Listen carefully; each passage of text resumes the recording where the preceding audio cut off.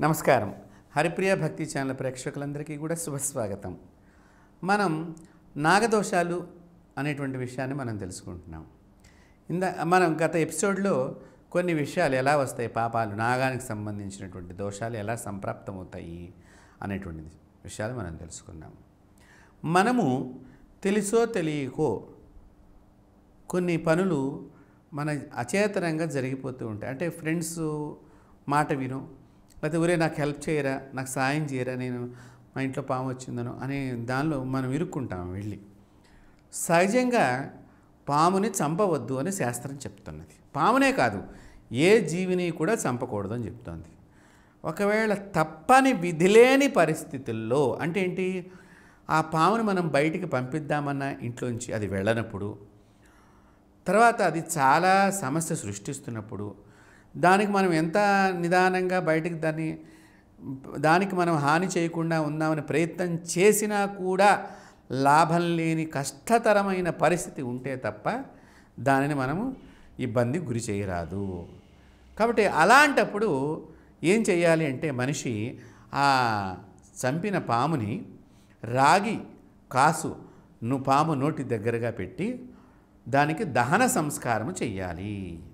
ఆ సంస్కారం చేయటం మూలకంగా ఇక్కడ ఆ పాముకి ఒక ఆనందం కలుగుతుందండి. అంటే నా పుత్రుడులాగా అయ్యి ఉన్నాడు కాబట్టి ఇక్కడ నాకు ఉత్తమ గతిని కలిగించడానికి దహన సంస్కారం అనేటువంటి కార్యక్రమాన్ని చేస్తున్నాడు కాబట్టి, వాడు నాకు అంత్యేష్టి చేస్తున్నాడు కాబట్టి అప్పుడు అది ఆనందపడి వాడికి ఆశీర్వచనం ఇస్తుంది.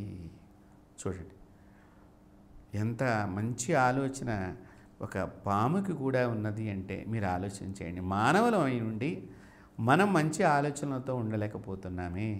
ఒక సర్పం ఏ విధంగా ఆలోచన చేస్తుందో అందుకనే భగవంతుడు దగ్గర సర్పము చక్కగా ఉన్నది. మానవుడి కంటే కూడా నివసించి సర్పమే పామే శాశ్వతంగా భగవంతుడి దగ్గర ఉండగలిగింది. మంచి ఆలోచనలు, మంచి పనులు ఎల్లప్పుడూ కూడా మనల్ని ఉన్నత స్థానంలో ఉంచటానికి, ఉన్నత స్థితిని చేరుకోవటానికి, ఉన్నత వ్యక్తుల్ని కలపటానికి ఉపయోగపడతాయి. అది తెలుసుకోవాలి. అలాగే ఈ పాముని కనుక ఎవరైతే దహన సంస్కారం చేస్తారో, చేసిన రోజు మైలును పాటించి ఉపవాసంగా ఉండి భోజనం చేయకుండా ఉంటే కనుక అది ఇంకా ఆనందపడి వీడికి ప్రమాదాలు సంభవించకుండా దాని యొక్క శక్తిని వీడికి అడ్డుకుంటూ ఉంటుందిటండి. అది కూడా పితృదేవతల్లాగా అయిపోతుందన్నమాట. అక్కడ ఆలోచన చేయాల్సింది. ఆ విధంగా పాపాన్ని పోగొట్టుకునేటువంటి ప్రథమ మార్గము సర్పాలకు సంబంధించిన దానిలో చంపినప్పుడు కానీ ఇట్లాంటి విషయాల్లో కానీ.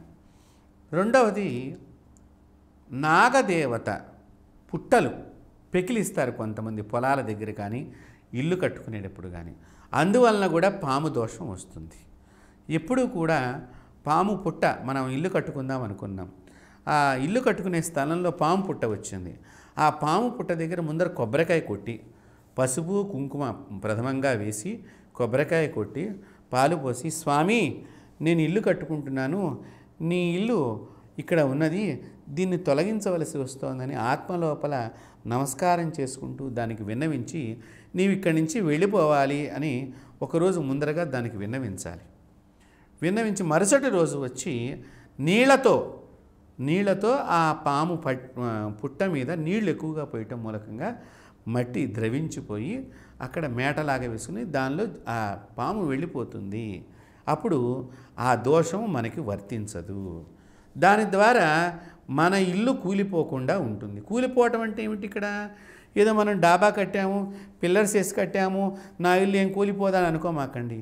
ఇల్లు కూలటం అంటే ఈ డాబా గదులు అనుకుంటే చాలా పొరపాటు అండి. ఇల్లు అంటే సిమెంటును, 4 ఇటుకలు, 4 ఇనప ముక్కలు కాదు, దానిలో ఉండేటువంటి మనుషులతో కలిపితేనే దాని పరిపూర్ణమైన ఇల్లు కింద భావన చేయాలి. కాబట్టి ఈ నలుగురు కూడా మంచిగా ఉంటారు ఈ విధంగా చేయటం మూలకంగా. రెండవ విషయం అది. మూడవ విషయము, నాగదేవత చాలా మంచిగా అభిషేకాన్ని కనుక మనం చేసినట్లయితే, పాలు పుట్టలో పోయటం కానివ్వండి, విగ్రహం మీద కానివ్వండి పాలు పోస్తూ నాగదేవతని స్మరణం చేయటం మూలకంగా ఆ నాగదేవత ఆనందం పొంది కొంత ఉపశమనం అనేది మీ జీవితంలో లభిస్తుంది కొన్ని పొరపాట్లకి.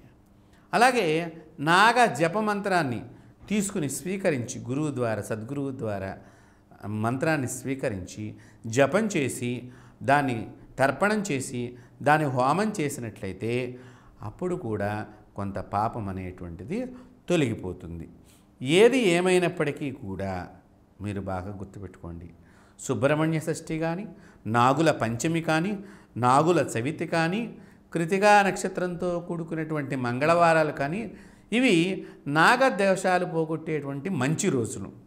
ఇలాంటి రోజుల్లో ఏ దేవస్థానంలోనైనా సరే నాగదేవత హోమాలు కానీ, సుబ్రహ్మణ్య హోమాలు కానీ చేయిస్తున్నప్పుడు మనం అక్కడ మన గోత్రనామాలతో కనుక చేయించుకున్నట్లయితే అది విశేషంగా శుభప్రదంగా మారి నాగులకి మనం ఆహారం ఇచ్చిన వాళ్ళం అవుతాం. అక్కడ హోమం జరిగేటువంటి ద్రవ్యం కానీ, ఆవు నెయ్యి కానీ స్వాహాకార మంత్రం ద్వారా జరుగుతుంది కాబట్టి ఇవన్నీ కూడా ఆ దేవతలకి ఆహారం కింద ఇవ్వటం జరుగుతుంది కాబట్టి తద్వారా ఆహారం ఇచ్చినందుకు అవి మనల్ని పుత్రులుగా భావన చేసి మన యందు ప్రేమను ప్రదర్శిస్తాయి.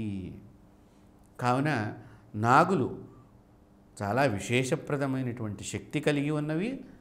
ఆ దోషం అనేటువంటిది మనము వాటి మీద ఉన్నాం. ప్రతిరోజు నిద్ర లేస్తూనే అందుకనే భూమికి నమస్కారం చెయ్యాలి. భూమికి నమస్కారం చేయటం మూలకంగా ఆదిశేషుడికి కూడా నమస్కారం అవుతుంది. మన పెద్దలు కుడికాలు భూమి మీద నిద్ర మంచం మీద నుంచి లేచినప్పుడు కుడికాలు ముందర కింద పెట్టండి, పెట్టే ముందర మంచం మీద నుంచి కాలు కింద మోపకుండా భూమాతకు నమస్కారం చెయ్యండి. ఈ నమస్కారం చేసే భూమి లోపల ఎన్ని జీవాలైతే ఉన్నాయో వాటన్నిటినీ కూడా మనం నమస్కరించినట్లు అవుతున్నాం. తద్వారా వాటి నుంచి ఆశీర్వచనం లభిస్తుంది. ఇక్కడ నమస్కారం అనే విషయంలో ఉన్న గొప్ప అర్థం ఏమిటయ్యా అంటే ఒకరి యందు మరొకరికి గౌరవ భావాన్ని చూపించుట, ప్రేమను చూపించుట, మర్యాదను చూపించుట, తద్వారా వారి నుంచి ఆశీర్వచనము నమస్కరించేటువంటి వాడు పొందుతూ ఉంటాడు. కాబట్టి నాగులకు అభిషేకం చాలా ప్రియము. అవి చాలా ఆనందపడతాయి. గోక్షీరంతో కానీ లేదా మామూలుగా మనకి పాల ప్యాకెట్లు ఇప్పటి కాలంలో పాల ప్యాకెట్లు తొందరగా మనకి లభ్యమవుతాయి. చక్కగా ఆ పాల ప్యాకెట్లను పట్టుకుని ఓం నాగదేవతాయ నమః. ఈ విగ్రహాలలో కూడా నాగదేవత విగ్రహాల్లో కూడా ఈ నాగ పడగ ఇలా ఉంటే ఇక్కడ సుబ్రహ్మణ్యేశ్వర స్వామిని కొంతమంది చెక్కిస్తారు విగ్రహాన్ని. ఈ సర్పం విగ్రహం లోపలే ఈ ప్రాంతంలో సుబ్రహ్మణ్యేశ్వర స్వామి మయూర వాహనంతో ఉంటాడు. అలాంటి విగ్రహానికి గనక అభిషేకం చేస్తే చాలా విశేషమైనటువంటి ఫలితం పొందుతారు. శీఘ్రంగా పనులు నెరవేరుతాయి. కారణం ఏమిటయ్యా అంటే ఇక్కడ రెండు శత్రువులు అంటే మయూరము నాగదేవత ఒకదానికి ఒకటి వైరం ఉన్నది, రెండూ కలిసి ఉండటము, తద్వారా మనలో వైరి బుద్ధి తొలగిపోవటము ఒకటి. రెండవది ఈ రెండిటికి కూడా అధిపతి సుబ్రహ్మణ్యుడు. ఆ సుబ్రహ్మణ్యేశ్వర స్వామి కలిగినటువంటి మూర్తికి కూడా నాగదేవతతో పాటు అభిషేకం జరగటం మూలకంగా ఆయన ఆనందం పొంది వారి తల్లికి ఎలాంటి ఆనందాన్నైతే ఇచ్చాడో పిల్లవాడిగా పుట్టిన తర్వాత మీ పిల్లలు కూడా మీకు పుట్టిన తర్వాత అంత ఆనందాన్ని ప్రసాదిస్తారు, మనకి లభిస్తుంది ఆనందము. ఇంకొక విషయము, శత్రుబాధ ఉన్నప్పుడు, తీవ్రమైనటువంటి ఇంట్లో సమస్య ఉన్నప్పుడు, లేకపోతే ఘోష ఉన్నప్పుడు, నరుల నుంచి ఘోష, దృష్టి దోషాలు ఉన్నప్పుడు ఇట్లాంటి నాగదేవత కనుక 9 మంగళవారాలు నాగపూజ చేయించినట్లయితే అభిషేకం చేయించి పూజ చక్కని ఎర్రని పూలు చందనం రాయాలండి. అసలు నాగుల విగ్రహానికి చందనం రాస్తే అవి ఎంతో ఆనందం పొందుతాయి. పరిమళమైనటువంటి వాసన వాటికి ప్రీతి. కాబట్టి చక్కగా చందనం రాసామనుకోండి, మంచి చందనం, ఆ చంద్రపు వాసనకి అవి ఆనందపడతాయి. చక్కని పువ్వులు, సువాసన భరితమైనటువంటి పువ్వులు, ఆ పువ్వుల్ని పెట్టి వాటిని ఆరాధన చేస్తే చిమిలి అంటే తెల్ల నువ్వులు, ఆవు పాలు, బెల్లము కలిసి దంచినటువంటి చిమిలిని మనం వాటికి పెట్టినట్లయితే అవి తినటం అంటే మనం స్వాహాకారంతో వాటికి పెట్టినట్లుగా మనం భావన చేస్తాం. ఆ ఆహారాన్ని మళ్ళీ మనం ప్రసాదం తీసుకున్నట్లయితే సర్వమైనటువంటి సర్పబాధలు తొలగిపోతాయి. అంతేకాకుండా ప్రసిద్ధమైనటువంటి దివ్య భవ్యమైనటువంటి క్షేత్రాలు ఉన్నాయి మనకి. శ్రీకాళహస్తి, అలాగే మోపిదేవి, అలాగే చాలా చోట్ల నాగదేవాలయాలు ప్రసిద్ధంగా ఉన్నాయి. ఇలాంటి వాటి చోట కూడా దర్శనం ద్వారా కూడా కొన్ని దోషాలు తొలగిపోతాయి. కావున ఈ నాగదోషాలని మనం అందరం పోగొట్టుకుని శుభమైనటువంటి జీవితాన్ని మా హరిప్రియ భక్తి ఛానల్ ద్వారా మీ అందరికీ తెలియచేస్తున్నాం. మనమందరం కూడా ఆనందమైనటువంటి జీవితాన్ని పొందాలని చెప్పి కోరుకుంటూ ఆ నాగదేవతకి అనేక నమస్కారాలు తెలియచేస్తూ స్వస్తి.